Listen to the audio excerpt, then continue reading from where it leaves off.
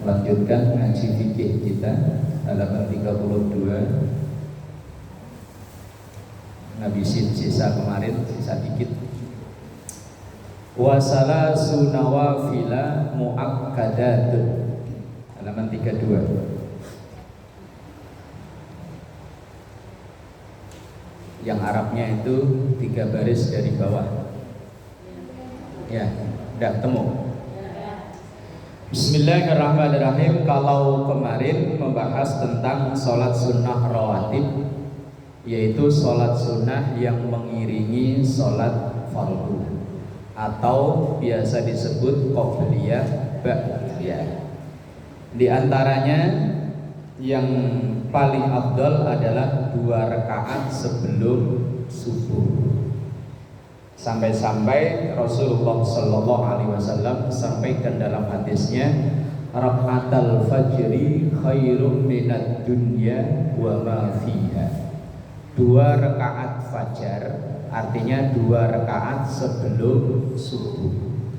Khairun itu lebih baik nilainya di sisi Allah, minad dunya, daripada dunia, wa ma fiha, dan segala isinya. Dan ada satu faedah, saat kita sholat qobliyah subuh, setelah Fatihah rakaat pertama baca alam nashrah laka sadrak dan seterusnya. Di rakaat yang kedua baca alam tara kaifa fa'ala rabbuka bi ashabil. Kemudian kalau memang waktunya cukup, sambil menunggu datangnya qomat kalau lagi berjamaah. Tapi kalau ibu kan rata-rata sholatnya di rumah ya, waktu kan suka-suka ibu. Habis selesai kita qobliyah subuh atau 2 rakaat sebelum subuh itu, sempatkan membaca ya hayyu ya qayyumu la ilaha illa anta sampai di situ 40 kali. Nanti yang terakhir baru la ilaha illa anta subhanaka inni kuntu minadh dhalimin. Hafal dulu ya. Ya hayyu ya qayyum la ilaha illa anta. Kalau di musola saya buat selawatan habis adzan sambil nunggu qomat subuh. Pokoknya dihitung asal sudah 39, nanti yang 40 la ilaha illa anta subhanaka inni kuntu minadh dhalimin. Ya hayyu ya qayyum, sambil nunggu sholat subuh. Bismillahirrahmanirrahim. Sekarang kita melanjutkan wasalasu nawafila. Wasalasu nawafila, dan 3 sholat sunnah muakkadatun yang sangat dianjurkan. 3 macam sholat sunnah yang sangat dianjurkan. Yang pertama sholatul laili, sholat malam. Penulis kitab ini menulis dengan membahasakan sholat malam. Kalau sholat malam berarti banyak ragamnya, bukan hanya tahajud, banyak. Taraweh ya sholat malam. Kalau maghrib udah masuk malam belum? Maghrib malam ya. Asal matahari udah terbenam itu sudah masuk waktu malam.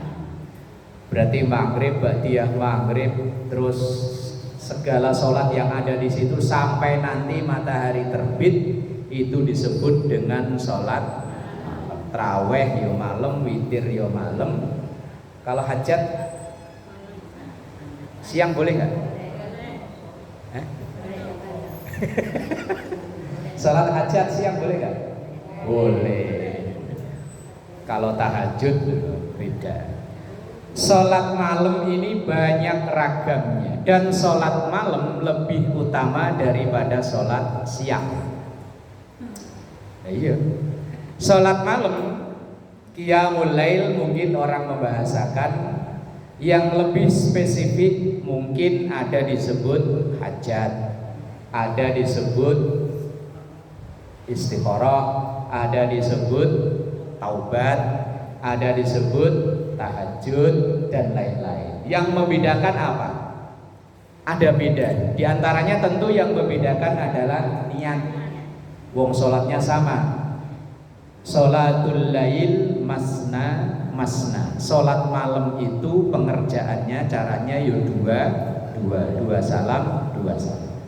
Kalau sholat tahajud bedanya itu dilaksanakan disyaratkan setelah tidur. Wah, kalau cuman ngaji ngantuk, misalnya ngajinya habis maghrib, lah ngantuk, yo ngantuk sama tidur bedanya apa sih? Yo sama aja ya.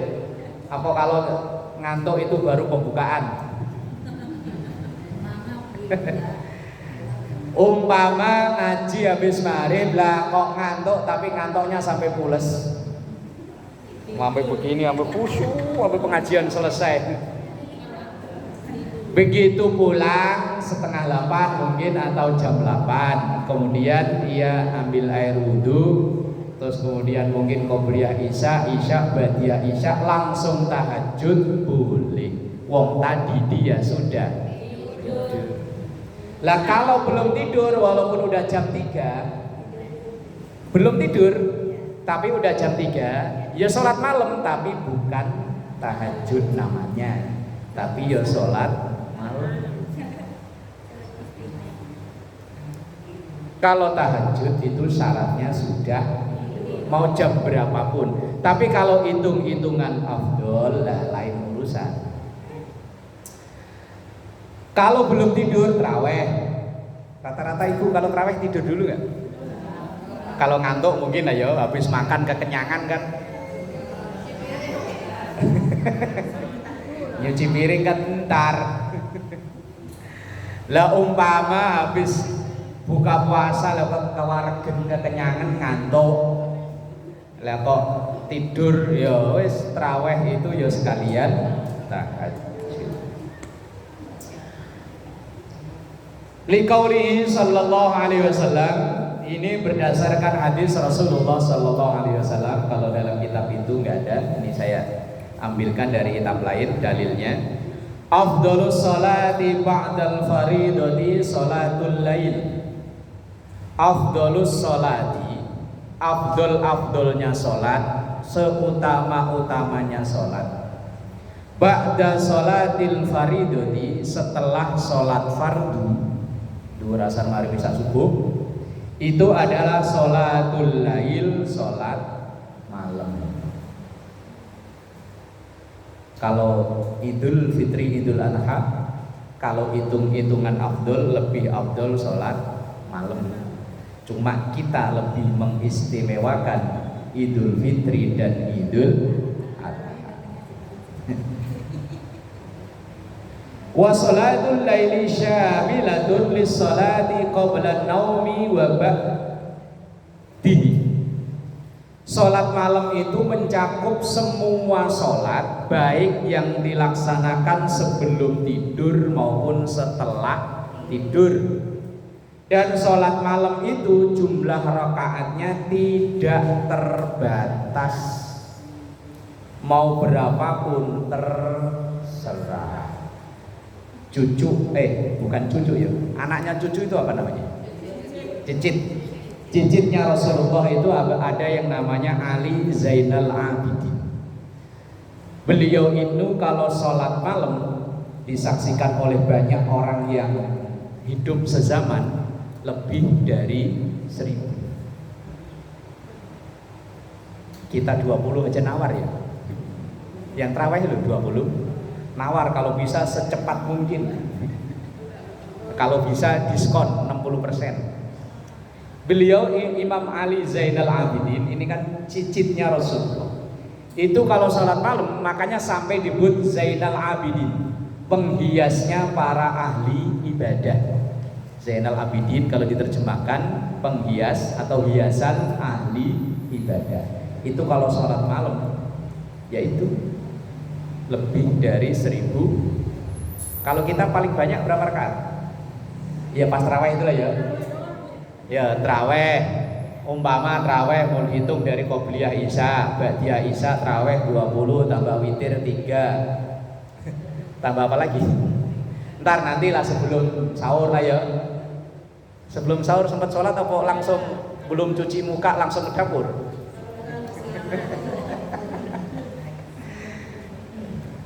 Ya senang kelas kita ya sebegitu ya. Ya wong mempertahankan witir aja itu abot. Witir loh yang minimal kan atuh ya. Kalau di Ramadan karena temennya banyak, insya Allah nggak berat. Tapi kalau di luar Ramadan kayak begini loh, saya aja kadang ya inget kadang enggak. Assalamualaikum, kadang ya langsung pulang, kadang ya masih nambah, kalau inget ya nambah 1 witir. Abot. Kalau nggak dibiasakan memang abot. Lakin al-muakkadu ba'dan naum, tetapi yang paling istimewa itu adalah sholat sunnah yang dilakukan setelah tidur, yakni tahajud. Ayat Qur'annya wa minal laili fatahajjat bihi nafilatan lak asa ayyab'atsaka rabbuka maqaman mahmuda. Dan dari sebagian malam itu fatahajjat, bangunlah. Tahajjud itu artinya bangun. Bangun ya tentunya bangun dari tidur. Memang ini berat. Kadang yang namanya orang kalau lagi banyak masalah tahajudnya kenceng, giliran masalahnya selesai, yo selesai juga tahajudnya ya. Ntar kalau masalah lagi tahajud lagi. Lah makanya kadang Allah ngasih masalah ke kita bertubi-tubi terus, nggak berhenti-berhenti, yaitu supaya biar tahajudnya nggak berhenti. Tapi ya memang manusiawi lah ya. Orang kalau lagi hidup enak itu tidur pules. Lah gimana, beras ada, di kulkas stok penuh, di dompet ada, di ATM ada, tidur pules. Coba beras gak ada, kulkas kosong, itu listriknya yang token apa? Udah bunyi, nyik, nyik, nyik. Di dompet gak ada duit, yakin malam itu kayaknya merem tapi gak tidur. Ini gak tidur-tidur. Ya Allah, ini token bentar lagi mati ya Allah. Ya sama logikanya orang kalau lagi jalan naik motor atau naik mobil kok jalannya halus, itu ya gampang ngantuk ya. Gampang ngantuk. Tapi kalau jalannya gerunjal-gerunjal, gerunjal-gerunjal bahasa Jakartanya. Oh, pokoknya jelek lah kayak jalan daerah saya kono lho. Wong kata istri aja, mas saya itu jalan biar saya lagi ngantuk merem, bedain jalan Jakarta sama Bekasi bisa. Apa bedanya? Kalau di Bekasi itu asal gerujuk-gerujuk, nah itu Bekasi udah. Tapi kalau udah anteng, nah berarti udah masuk Jakarta. Asal udah BKT ke sini kan jalan halus, BKT ke sono. Lah orang biasanya kalau hidupnya jalannya halus itu hidup yo ngantuknya pules. Tapi begitu ketemu jalan yang kayak tadi, yo.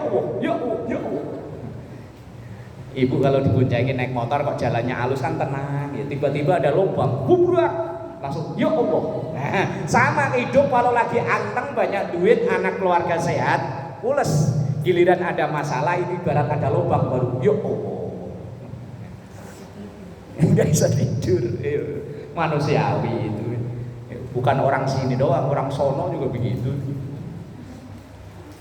Yang pertama, sholat yang sangat dianjurkan adalah sholatul lail, sholat malam. Yang kedua wassalatul duha, sholat duha. Wa waktu sholat duha min irtifa'i syamsi ila zawali. Waktu sholat duha itu mulai matahari naik. Kalau sekarang 5:30 udah terbit ya, berarti jam 6 udah boleh duha sekarang. Sekarang 5:30 udah terang banget. Wong subuhnya sekarang jam 4 lewat 2 menit atau 3 menit subuh. Iya. Ya, kadang saya kalau mau ngisi pengajian subuh daerah Warakas itu jam 3 udah berangkat dari rumah. Wong subuhnya jam 4.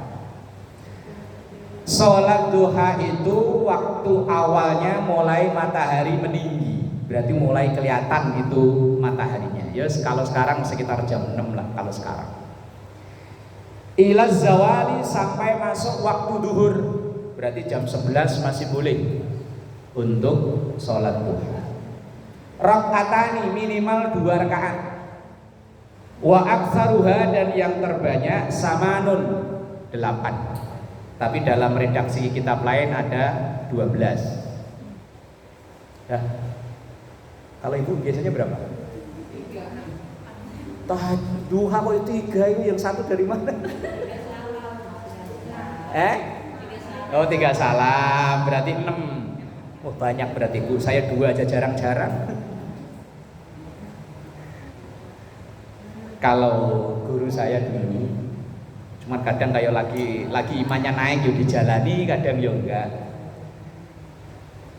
Beliau bilang kan duha ini kan 8. 2 rakaat pertama kita jalani itu buka pintu. 2 rakaat kedua ngambil barangnya. 2 rakaat ketiga kita keluarin barangnya. 2 rakaat keempat kita nikmatin. Kalau baru 2 rakaat pertama alias 1 salam baru buka kunci doang. Katanya. Itu beliau dulu menyemangati santri-santrinya. Tapi memang dulu waktu di pesantren biasanya anak yang nggak punya uang jajan itu biasanya memang pelariannya sholat duha. Nggak punya mau jajan jam istirahat, mau jajan nggak punya duit, sholat duha. Giliran dapat kiriman dari maknya punya duit, enggak sholat duha di warung jajan. Ya Allah, dilema anak pondok itu. Kalau nggak punya duit pada rajin sholat duha. Ya Allah, weselan kapan ya datang. Kalau sekarang kan transferan, kalau dulu kan wesel kapan datang. Dan sholat duha itu dalam satu hadis Rasulullah sallallahu alaihi wasallam, yusbihu ala kulli sulama min ahadikum shadaqah. Bahwa setiap pagi ruas-ruas yang ada di tubuh kita ini butuh disedekain. Ini loh. Ruas-ruas ini kan dalam tubuh kita kan banyak ruas. Kalau dalam hadis ada 360. Pernah ngitung enggak? Enggak pernah ya? Ini yang di jari aja ada berapa ini? 15 ya sini ya. Sini 15, 30. Yang di kuping ada enggak ya? Terus mulai dari ujung kepala sampai ujung kaki. Kalau dalam hadis Nabi itu semuanya ada 360 ruas. Dan setiap ruas ini butuh disedekahi. Kalau kita sedekahi 1000 aja udah 360.000. Wah, lumayan gede ya. Kalau 1000. Nah, kalau 2.720.000, waduh tambah gede lagi. Tetapi Fakulu tasbihatin sodaqah, setiap kita membaca tasbih itu sodaqah. Wa kullu tahmidatin sodaqah, setiap kita membaca tahmid alhamdulillah dihitung sodaqah. Wa kullu tahlilatin, setiap kita baca la ilaha illallah ya sodaqah. Wa kullu takbiratin, setiap kita baca takbir Allahu Akbar ya sodaqah. Dan setiap semua itu maksudnya sedekah yang 360 ruas itu rak'atani yarka'uhuma minat duha, bisa diganti dengan 2 rakaat sholat duha. Berarti kita 2 rakaat sholat duha itu nilainya sama dengan menyedekahi 360 ruas yang ada di tubuh kita.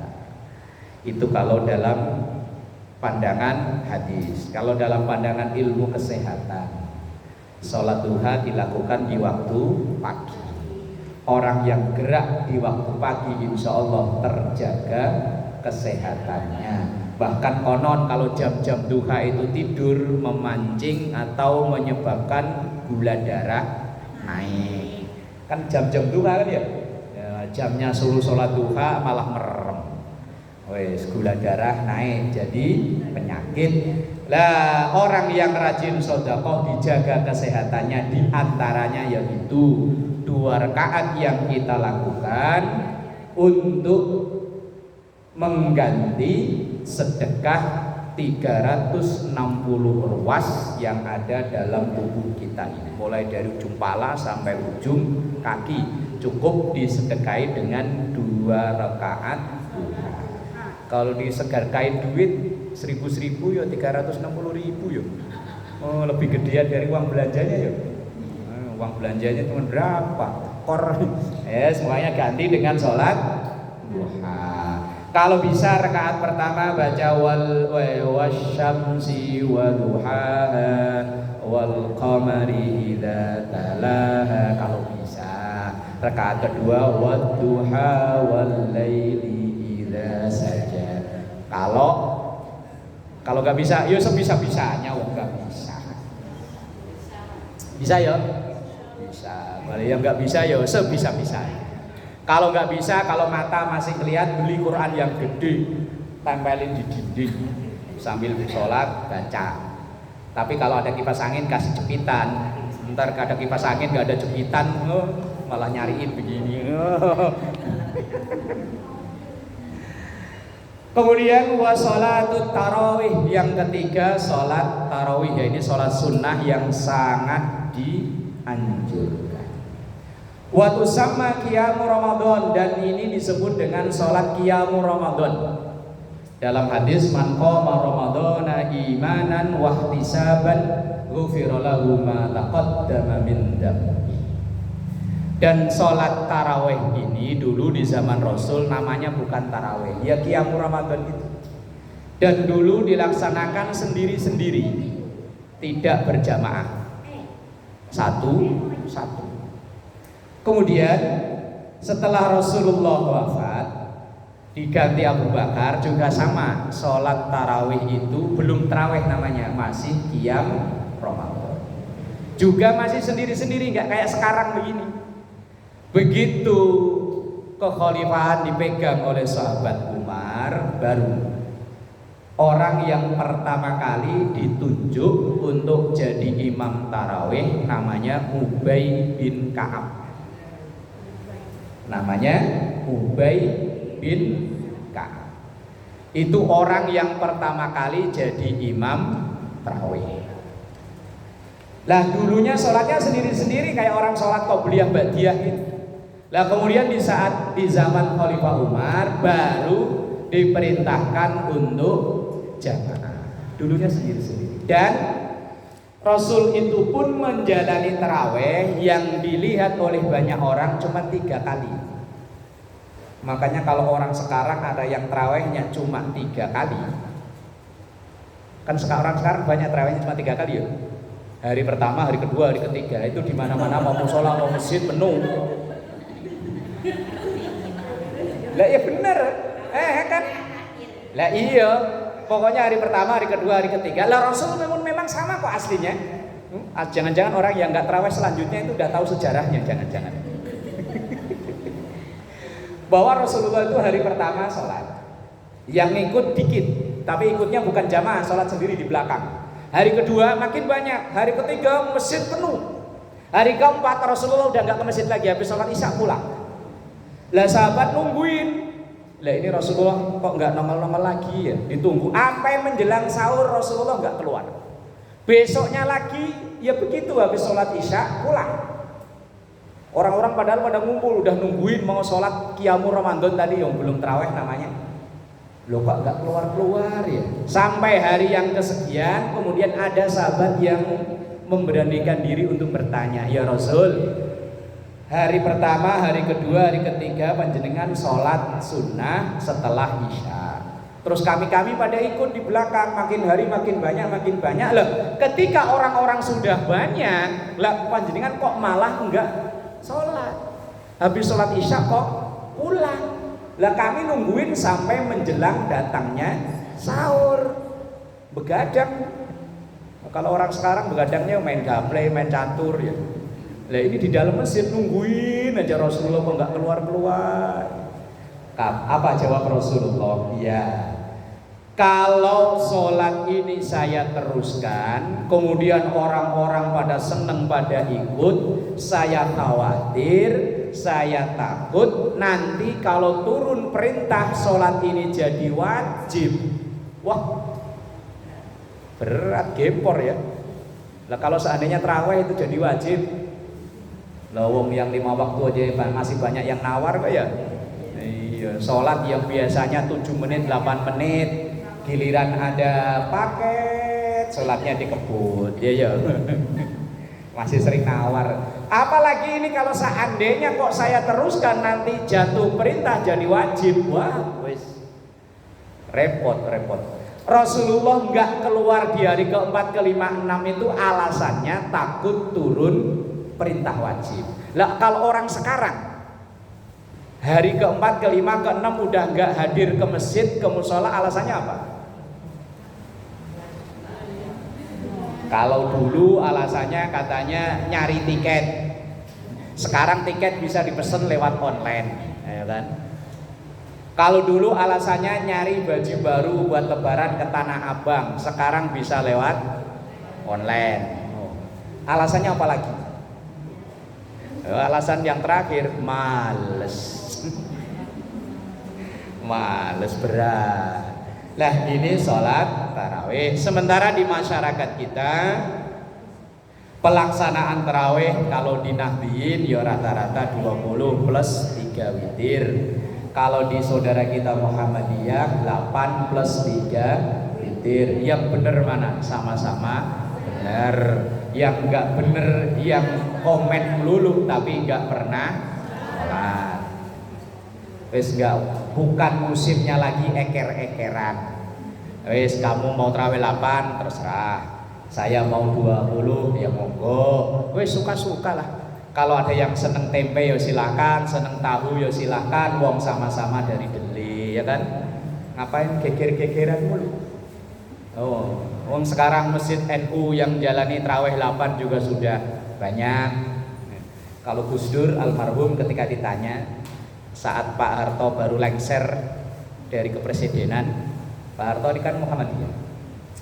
Ketika Gus Dur datang ke rumahnya Pak Harto diajak buka bersama, ditanya sama asistennya Pak Harto, Gus, ini nanti kita sholatnya tarawih pakai Muhammadiyah apa NU? Jawab Gus Dur apa? Pakai NU, saya ketua umum NU. Cuma pakai cara NU lama apa NU baru? Lah kok gitu Gus? Lah kalau NU lama, ulama-ulama NU zaman dulu tarawihnya semuanya sama 20 plus 3 witir. Lah kalau NU baru diskon 60%, jadi 8 plus 3 witir. Kan banyak kan sekarang. Nah iya wis sama-sama bener. Ya wis rasa geger-gegeran, wong sama-sama bener, wong sama-sama sholat tarawih. Yang geger mulu debat nyari dalil repot, tapi giliran tarawih nggak berangkat. Lah ini yang bahaya. Bahaya itu bahaya. Faslun fi syurutis sholati wallahu a'lam bis-shawab. Al-Fatihah. A'udzu billahi